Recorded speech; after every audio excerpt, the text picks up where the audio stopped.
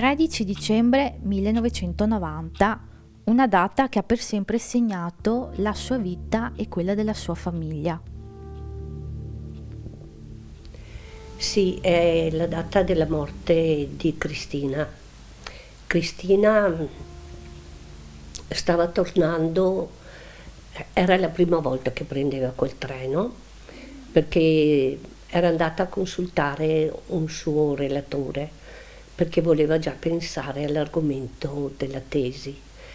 Se non che proprio in quell'occasione, quel giorno, il 13 dicembre del 1990, il giorno di Santa Lucia, ha trovato la morte. Terribile, terribile anche come ci è stata detta. Ehm, io quella sera ero a cantare nel coro. Mio fratello e mia cognata erano a casa loro a Conegliano. Mio fratello si era trasferito per lavoro a Conegliano perché Cristina è nata a Treviso, ha vissuto a Treviso, tutti i parenti sono a Treviso e, e niente, loro logicamente lo aspettavano per cena, invece si sono presentati i carabinieri e il parroco e hanno detto che Cristina era morta.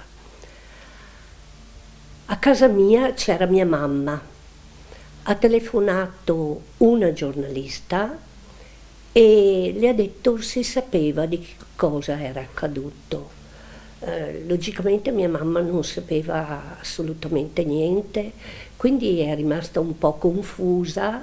La giornalista ha interrotto la telefonata, poi quando io sono arrivata a casa ho capito che c'era qualcosa che doveva essere successo, anche perché io per 3 notti prima dell'incidente di Cristina avevo fatto dei sogni strani. L'ultima, il giorno prima che Cristina venisse uccisa, avevo sognato un lungo treno e io morivo, ma non ero io che morivo, quindi non avevo saputo interpretarlo. Però quando mia mamma mi ha detto così, ho telefonato subito a mio fratello e gli ho chiesto che cosa era successo.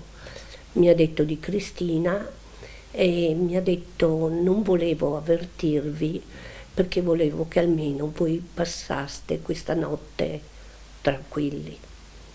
Ecco, è andata proprio così. Si dice che Cristina sia una cosiddetta vittima senza giustizia. Che cosa è successo dopo la sua morte? È veramente una vittima senza giustizia perché lo Stato ha agito in un determinato modo. L'importante era sgominare la mafia del Brenta, sgominare questa associazione a delinquere che aveva una connotazione molto molto particolare perché era del territorio, non c'era nessun altro, non veniva dal sud come siamo abituati a pensare, era proprio nata qui sulle rive del Brenta. Il capo Felice Maniero era nato a Campolongo Maggiore, in provincia di Venezia, un paese particolare perché vicino a Venezia, vicino a Padova, in poco tempo arrivavi a Vicenza e quindi aveva questa connotazione proprio territoriale. Il primo magistrato che ha capito questo, perché aveva lavorato proprio nel sud, è stato il giudice Pavone. E quindi per i giudici era importante sgominare questa associazione a delinquere che aveva portato tanti danni all'interno della nostra regione. E hanno avuto semplicemente 3 mesi per la morte di Cristina, semplicemente 3 mesi. Questo è veramente stato gravissimo. Il giudice Pavone mi ha detto che se fosse stato lui in quel processo non avrebbe dato semplicemente 3 mesi. Sono stati dati 3 mesi per il semplice fatto che loro, quando hanno fatto la rapina, non avevano intenzione di uccidere. Ma io dico, sono andati col plastico, sono andati col bazooka, non sono andati con le pistole ad acqua. Le faccio un nome che si aspetterà di sentire: Felice Maniero. Lei o la sua famiglia avete mai avuto modo di incontrare lui o qualcuno della sua banda? Avete mai ricevuto qualche messaggio da parte loro? E soprattutto, credete al famoso pentimento che ancora oggi loro continuano a citare? Non credo al pentimento di Felice Maniero, perché quando è stato catturato a Torino la prima volta, lui in poco tempo, pochissimo tempo, è diventato collaboratore di giustizia. Collaboratore di giustizia non significa essere pentito. Lui non si è pentito, non ha fatto niente per dimostrare questa cosa. Né io né la mia famiglia l'abbiamo mai incontrato. Io personalmente ho incontrato altri componenti della banda, ma non Felice Maniero. Componenti che si sono davvero pentiti, che hanno scontato fino all'ultimo istante il carcere, quindi non hanno avuto agevolazioni di nessun tipo e sono stati in prigione per 36-37 anni. Quindi sì, ne ho incontrati 2. C'è sempre stata una certa curiosità attorno alla figura di Felice Maniero, famoso come Faccia d'Angelo, come l'hanno chiamato sempre i giornali. Gli è stata dedicata una serie TV, numerosi libri. Come vede tutta questa curiosità attorno a questo profilo di boss? Allora, secondo me ehm, tante cose sono dovute al fatto del suo aspetto fisico. Ehm, Felice Maniero comunque è stato un bel ragazzo, è un bell'uomo, quindi si è un po' favoleggiato intorno a lui. Tanto è vero che ancora moltissimi giornalisti parlano di mala del Brenta, sdoganando proprio il termine mafia. Fanno un torto a tutte le vittime, fanno un torto alle vittime, non solo a Cristina, ma alle 13 persone che hanno avuto ferite gravi insieme con Cristina ed erano insieme a Cristina. Fanno torto a tutti quei poveri ragazzi che sono morti inondati proprio dalla droga della banda.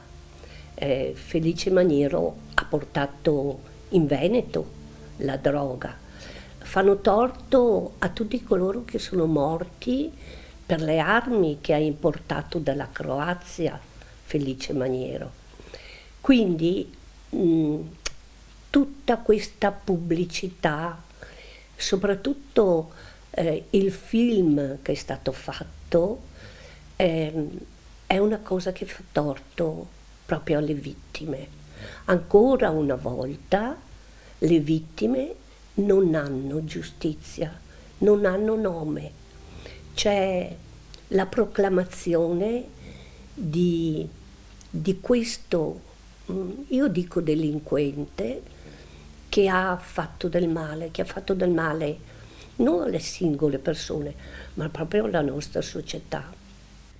viste le vicende processuali che hanno coinvolto la figura di Maniero e quella di sua nipote, lei o comunque tutta la sua famiglia, vi siete fatti una vostra personale idea della giustizia italiana?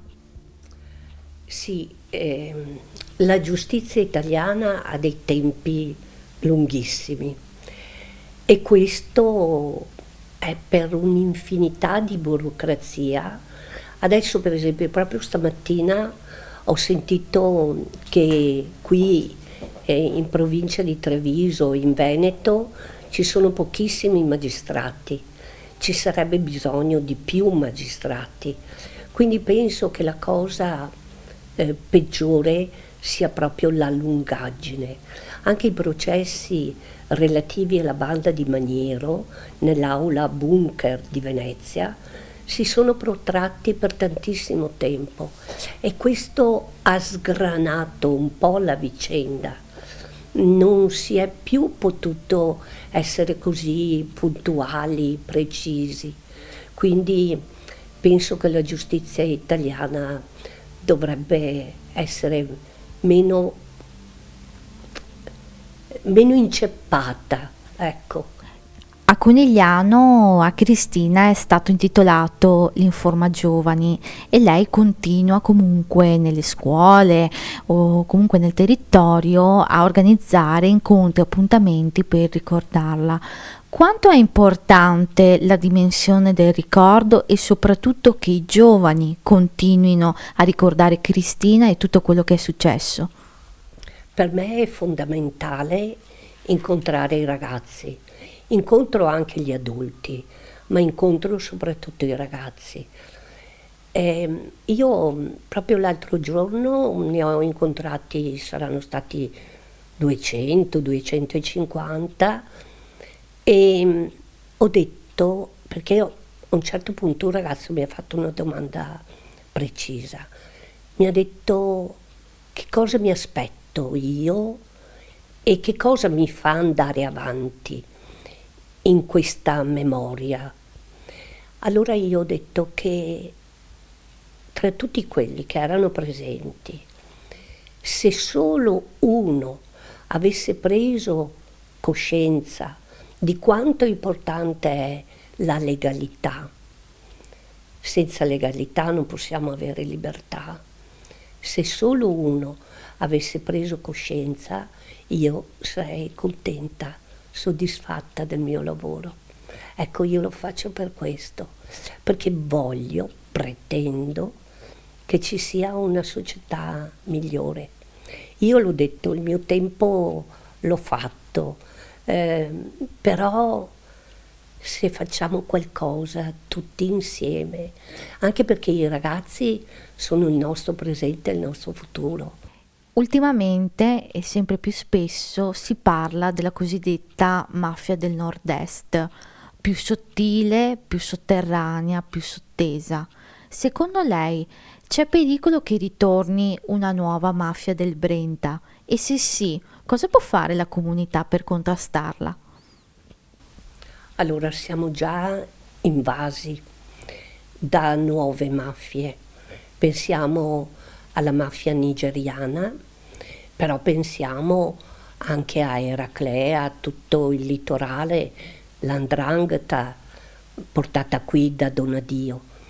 Quindi credo che spazio semplicemente per una mafia ancora territoriale non ce ne sia, perché comunque Maniero ha lasciato spazio alle altre mafie, a cose molto più sottili, più organizzate. Pensiamo per esempio a tutto il discorso dei rifiuti, pensiamo agli appalti, pensiamo a tutte quelle società che nascono e muoiono, quei negozi che cominciano e finiscono subito. Pensiamo anche a tutte le lavatrici dei soldi, quindi per esempio le sale gioco, non tutti per carità, però se entriamo dentro da un tabacchino e vediamo una macchinetta per giocare, tante volte quello serve proprio come lavatrice per soldi sporchi. Quindi penso che una mafia autoctona non sia più possibile, però sicuramente noi veneti dobbiamo aprire gli occhi ed essere consapevoli che stiamo veramente rischiando grosso, anche perché sono sempre più furbi, sono sempre più preparati. Abbiamo le mafie dei colletti bianchi, abbiamo imprenditori, sì, però abbiamo anche professionisti. Quindi questo è il mio pensiero.